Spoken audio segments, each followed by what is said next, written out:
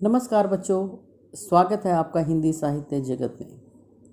बच्चों, हमारे अध्ययन का विषय चल रहा था क्षितिज भाग 1 में संकलित पाठ सांवले सपनों की याद, और जिसके लेखक हैं जाबिर हुसैन।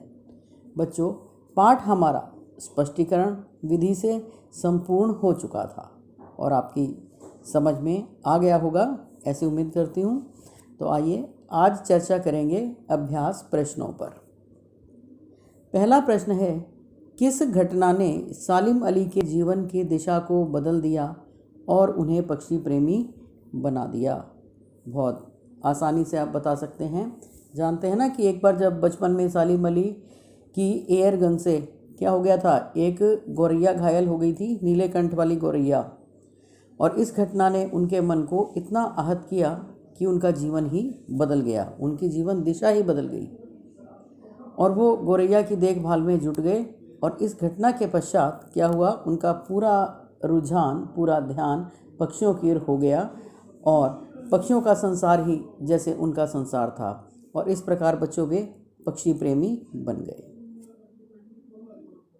दूसरा प्रश्न है, सालिम अली ने पूर्व प्रधानमंत्री के सामने पर्यावरण से संबंधित किन संभावित खतरों का चित्र खींचा होगा जिससे कि उनकी आंखें नम हो गई? तो देखिए बच्चों, उन्होंने चौधरी चरण सिंह के सामने सालिम जी ने किस प्रकार से अपनी बात को रखा कि वो साइलेंट वैली में, जिसको वहाँ के जीवों को, पशु पक्षियों को और वहाँ की प्रकृति को खतरा था। किस चीज़ से? वहाँ की गर्म हवाओं से, रेगिस्तान की गर्म हवाओं से, तूफ़ानी हवाओं से खतरा था कि अगर उनसे क्या होता, उनके जलने का भय था, बिल्कुल नष्ट हो जानी थी वो। तो उसको बचाने के लिए जब वो अनुरोध लेकर गए कि, और उसके संभावित खतरों के विषय में बताया कि अगर साइलेंट वैली को नहीं बचाया गया तो क्या होगा, निश्चित रूप से इसके ख़त्म होने का खतरा बढ़ जाएगा, बिल्कुल समाप्त हो जाएगी। और प्रकृति के प्रति ऐसा उनका निस्वार्थ प्रेम देखकर उनकी आंखें नम हो गई, वो भावुक हो गए कि उन्होंने इस प्रकार वहाँ के गर्म हवा के झोंकों का उल्लेख उनके सामने किया कि कृपया इनसे बचाने का कोई प्रबंध आप करिए। तो अगला प्रश्न है, लॉरेंस की पत्नी फ्रीडा ने ऐसा क्यों कहा होगा कि मेरी छत पर बैठने वाली गौरैया लॉरेंस के बारे में ढेर सारी बातें जानती है? लॉरेंस की पत्नी फ्रीडा ने बच्चों ऐसा इसलिए कहा होगा क्योंकि वो जानती थी कि लॉरेंस को गौरैया से बहुत प्रेम था, पक्षियों से बहुत प्रेम करते थे वो, और वे अपना अधिकांश समय गौरैया के साथ ही बिताते थे।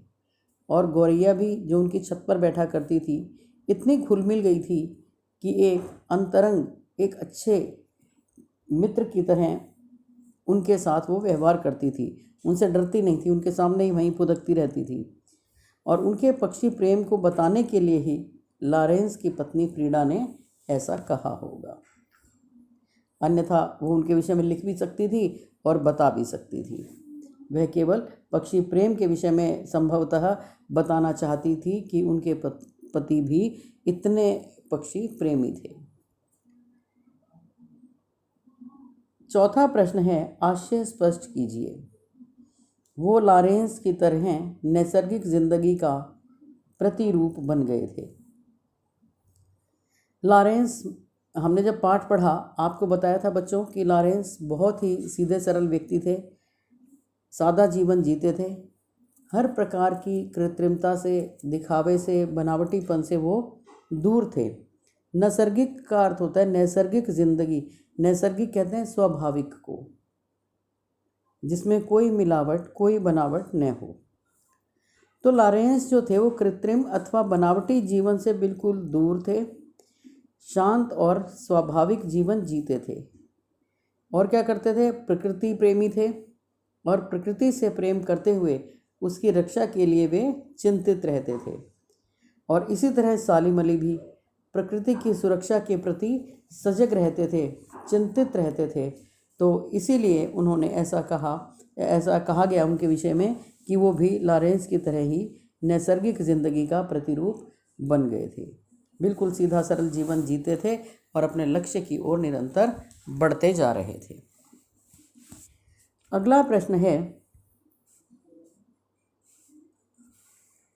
कि ख भाग, कोई अपने जिस्म की हरारत और दिल की धड़कन देकर भी कोई अपने जिस्म की हरारत और दिल की धड़कन देकर भी उसे यदि लौटाना चाहे तो वह पक्षी अपने सपनों के गीत क्या दोबारा गा सकेगा। तो ऐसा बच्चों किसके लिए कहा है, शुरू में ही पढ़ा था हमने सालिम अली के विषय में कि उन्होंने कहा है ना कि कोई अपने जिस्म की हरारत, ऐसा पक्षी जो मृत्यु को प्राप्त हो गया, जिसके दिल की धड़कन रुक गई, क्या उसे अपने दिल की धड़कन देकर भी यानी अपने प्राण देकर भी क्या उसे दोबारा जिंदा कर सकता है। देखो बच्चों, मृत्यु एक ऐसा कटु सत्य है, ऐसा कड़वा सच है कि जिसका सामना एक न एक दिन सभी को करना ही है। और यह वो सत्य है जिसमें व्यक्ति संसार को त्याग ऐसी चिर निद्रा में सो जाता है कि पुनः संसार में उसका लौटना संभव ही नहीं है। और यही स्थिति अब सालिम अली की भी थी कि जिनका शव यात्रा निकाली जा रही है, लोग दुखी हैं उनके लिए, और वो एक खामोश वादी की तरफ जा रहे हैं। खामोश वादी का मतलब कब्रिस्तान से है, यहाँ पर कब्रिस्तान की ओर उनको ले जाया जा रहा है। तो ऐसी जगह जहाँ से वो लौटकर नहीं आ सकते, कि कितना भी प्रयास कर लें उनके चाहने वाले, चाहे कोई भी, लेकिन उनको दोबारा उस अवस्था में नहीं लाया जा सकता। आगे चलते हैं। इस पाठ के आधार पर लेखक की भाषा शैली की विशेषताएं बताइए। तो देखो बच्चों, लेखक की भाषा शैली कैसी है, शुद्ध साहित्यिक खड़ी बोली है। कैसी है, शुद्ध साहित्यिक खड़ी बोली है। और उन्होंने भाषा सरल है, सजग है, सरल है, सरस है और रोचक है, लेकिन कहीं कहीं गूढ़ शब्दों का भी प्रयोग किया गया है। मतलब हम ये कह सकते हैं कि उन्होंने मिश्रित शब्दावली का प्रयोग किया है, मिली जुली उर्दू के शब्दों का भी प्रयोग किया है, तत्सम तद्भव शब्दों का भी प्रयोग किया है। उर्दू के शब्द जैसे जिंदगी, परिंदा, प्रतिरूप, विश्राम, संस्कृत के शब्द भी उन्होंने लिए हैं तत्सम। और कहीं कहीं उन्होंने जटिल वाक्यों का भी प्रयोग किया है। निस्संदेह भाषा सरस है, सरल है, आसानी से समझ में आ जाती है, लेकिन कहीं कहीं उन्होंने ऐसे वाक्यों का भी प्रयोग किया है कि जो बिल्कुल सामान्य व्यक्ति की समझ से बाहर हैं, जैसे सुनहरे परिंदों के खूबसूरत पंखों पर सवार। तो उन्होंने हर बात को एक विशेष अंदाज में कहा है। उनकी जो भाषा है वो भावानुकूल है, कि भावों के अनुकूल ही उन्होंने अपनी विचाराभिव्यक्ति इस पाठ के माध्यम से की है। कि जहाँ बड़े वाक्य हैं वो तो उन्होंने लिखे ही हैं, लेकिन कहीं कहीं जब आवश्यकता के अनुसार, भावों के अनुसार बहुत छोटे वाक्यों का भी प्रयोग उन्होंने किया है। जैसे आज सालिम भी नहीं है, चौधरी जी भी नहीं रहे, तो ऐसे छोटे छोटे वाक्यों का भी उन्होंने प्रयोग किया है। इसके बाद है अगला प्रश्न। इस पाठ में लेखक ने सालिम अली के व्यक्तित्व का जो चित्र खींचा है वो अपने शब्दों में लिखिए। तो सालिम अली का क्या चित्र खींचा है बच्चों लेखक ने। सालिम अली कैसे थे, उनके जीवन के बिंदुओं को आप स्पर्श करेंगे, एक एक बिंदु को पर मनन करेंगे और सधी हुई भाषा में लिखेंगे। आप स्वयं लिखने का प्रयास करें, ये नहीं किसी का देख कर लिख दिया है या किसी बुक में से टेप लिया यूँ का यूँ। तो थोड़ा सा आप खुद भी प्रयास करें, आपका लिखा हुआ वो निसंदेह बहुत अच्छा होगा। आपने पूरा पाठ समझ लिया है, मनन पूर्वक पढ़ेंगे एक बार और इसे, तो आप सालिम अली के व्यक्तित्व के विषय में लिखेंगे कि सालिम अली की विशेषताएं क्या क्या थी, कि वो कैसे स्वभाव के व्यक्ति थे, सरल स्वभाव के व्यक्ति थे, उनका जीवन एक खुली किताब था, नैसर्गिक जीवन जीते थे, पक्षी प्रेमी थे, पक्षी विशेषज्ञ थे। तो इस प्रकार आपने इन सभी बिंदुओं को विस्तार देना है और बहुत अच्छे से लिखना है। अगला प्रश्न है, सांवले सपनों की याद शीर्षक की सार्थकता पर टिप्पणी कीजिए। अब देखो, सांवले सपनों की याद, आरंभ में मैंने आपको बताया था कि सांवला शब्द जो क्या है, सांवला है एक रंग, काले रंग से थोड़ा सा हल्का रंग होता है सांवला रंग। और जो काला रंग है वो दुख का प्रतीक होता है कि हम मनुष्य रंगों को अपने से जोड़ लेते हैं अपने जीवन से। जैसे आपको बताया था ना मैंने कि सफ़ेद रंग है, भाई मारे भय के उसका मुख सफ़ेद पड़ गया, है ना, मारे डर के वह उसका चेहरा पीला पड़ गया। तो जो पीला रंग है, सफ़ेद रंग है, भय का प्रतीक है ना, वह खबर सुनते ही मेरा मन हरा हो गया, तो खुशी का प्रतीक है। और काले रंग को इसी प्रकार शोक का प्रतीक माना जाता है। और काले से थोड़ा हल्का सांवला रंग। तो ये सांवले को रंग को किससे जोड़ा है लेखक ने, वो उसकी आंखों में दुख है। किसके लिए? सालिम अली के लिए। अब जो सांवले सपनों की याद शीर्षक लिखा गया है, रखा गया है, उसमें क्या है, किसके, ये एक तो जिज्ञासापूर्ण है, जिज्ञासा उत्पन्न हो जाती है शीर्षक का नाम सुनते ही कि सांवले सपने कैसे हैं, किसके हैं, कैसे होंगे। तो जो सांवले सपने हैं वो सालिम अली के सपने हैं। उनके सपने उन्होंने जो अपनी आंखों में सजाए थे, अपनी आंखों में देखे थे पक्षी जगत को लेकर के, तो आज वो उन सपनों को देखने वाला व्यक्ति नहीं रहा।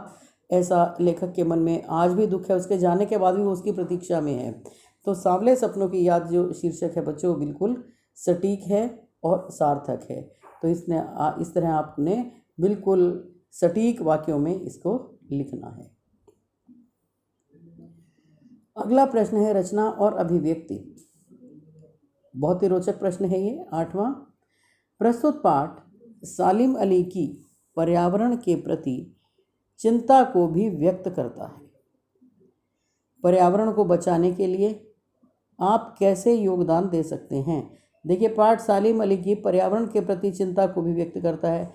चौधरी चरण सिंह वाली घटना है ना, तो आप जानते हैं वो पर्यावरण के प्रति चिंतित थे, उन्हें प्रकृति से प्रेम था, प्रकृति की वो परवाह करते थे।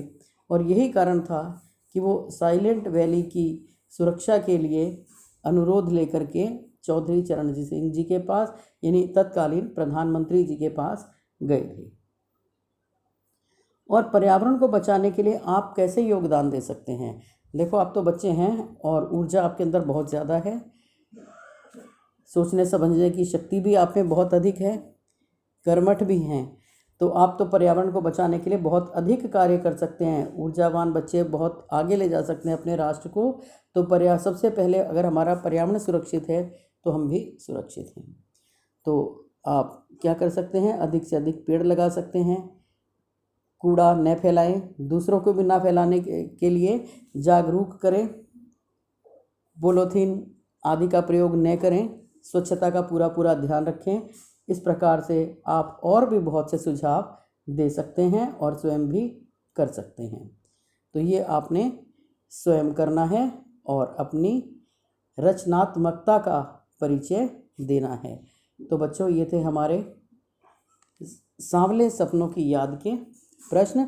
अभ्यास सहित आज हमारा यह पाठ संपूर्ण हो चुका और आगे कल चलेंगे। तब तक के लिए धन्यवाद।